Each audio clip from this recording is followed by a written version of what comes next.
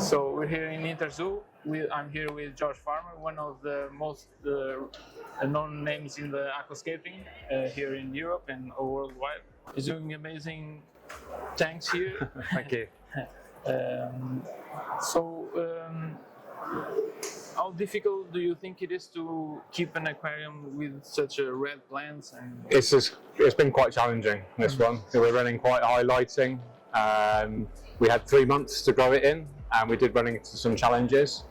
But regular water changes, good CO2 management, controlling the lighting and the temperature, it's been okay. But it's difficult, especially for a beginner. With the intense light, this is a high risk of algae and other issues. So yeah, not for the beginners, but it's nice to be able to showcase the plants as well as possible. Yeah. Including the Bucephalanders that don't need that intensive light. Yeah, the more light you give, especially Bucephalandra, you get the beautiful kind of metallic sheen, and it brings out the new growth. It's very red as well, you can see. Yeah. But the good thing about Bucephalandra, it doesn't need high lighting. You can grow in very low light in the shade as well. And it doesn't tend to attract algae in high light, whereas with Anubias, it tends to have more algae. You need to sort of shade that more. So it's an interesting species. This is our brand new one. This is the Sordid Orla Blue, brand new to our selection. So it's very exciting. Very beautiful. I love the Bucephalanders. Yeah. Big fans. Yeah, that's another beautiful plant. Yeah. Gives a very nice look. Yeah, the biggest challenge was probably moving it. So we grew the aquascapes in 3 months ago in Denmark, and then we moved them by road very carefully. Yeah, it's a big, long tank. Yeah, exactly. And we didn't have any temperature control, so I was very worried that it was going to be too hot. It was very sunny recently, and the vehicle, the lorry, had a clear roof, a plastic clear roof. So I was just like, cook the plants. Gonna cook, yeah. But thankfully, it's been okay. And what do you think the hobby would look like in the future? I don't know, but I'd like to think people will do more focus on actually caring properly for the fish, and maybe making aquascapes around the fish rather than the fish used to just be an added extra. Does that make sense? Yes. So I'm very much into go back to the fish. Yeah, we go back to the fish and keep the fish healthy.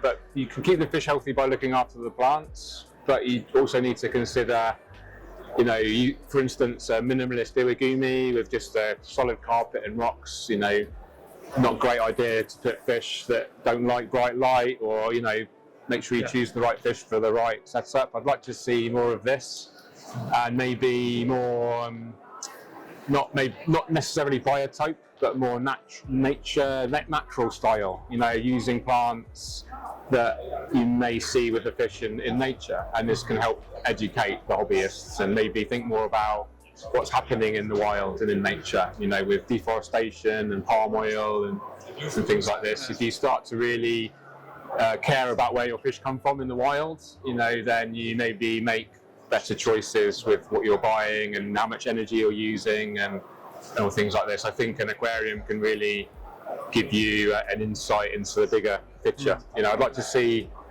this direction, I think, in aquascaping.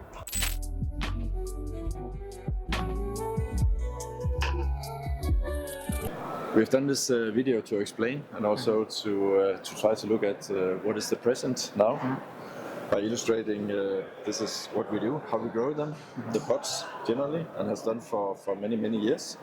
But for the consumer using our plants, this is waste. So it's a lot of waste with the stone wool and the plastic. So we have been thinking on how can we do this smarter, so a consumer doesn't have to take stone wool off the roots before planting in, and also a waste product like this, it's too much, for these sustainability times that we're in.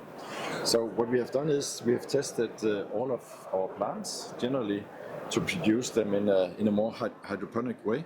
So what we do is we use our tissue culture material like we do with the pots. So we use the same amount of material that goes into the pot as we do here in the hydroponic stage. So what we do is that we take these plugs out that are from the growing of the tissue culture in the plugs in a hydroponic way, and we click them into this plastic plug. It's of course plastic as well. It's PP material, but it's much more. It's the most normal material that you use for reusing of plastic. In our store, we have plants in underwater, but also off the water. And is this doable with this kind of clips to put it in a greenhouse? Not in a greenhouse. Yes, we have a display that has plants underwater, and in the same display there is like a greenhouse where we place the pots to sell them to the client. No. No. Okay. They'll dry out. Yes. Okay. So they need They need to stay in the humidity, otherwise they'll dry out. So Submerged it's always. meant to go underwater, with So all you these grow things. them submerged before you ship them to us? No, we grow them emus Okay. on tables Okay. in a nursery, like we do with the pots. The pots, It's the okay. same Okay. procedure, yeah. Okay. So, and for you as stores, we have these acrylic plates here. Okay. It's pretty easy, to put them in and slide them. So it's fixated here, and they take up. You can have 30-40% more plants in the same area in the store as you compared to the pots. Olá pessoal, estamos aqui ainda no stand da Trópica. Encontramos aqui o David. da Pés Verde. Eles têm aqui alguns aquários que foram eles que montaram na exposição, alguns aqui até no stand da Trópica. E vamos falar um bocadinho do quão desafiante foi montar os acuarios. Bueno, este acuario se montó hace unos 2 meses y el reto principal que tuvimos con este acuario fueron principalmente 2.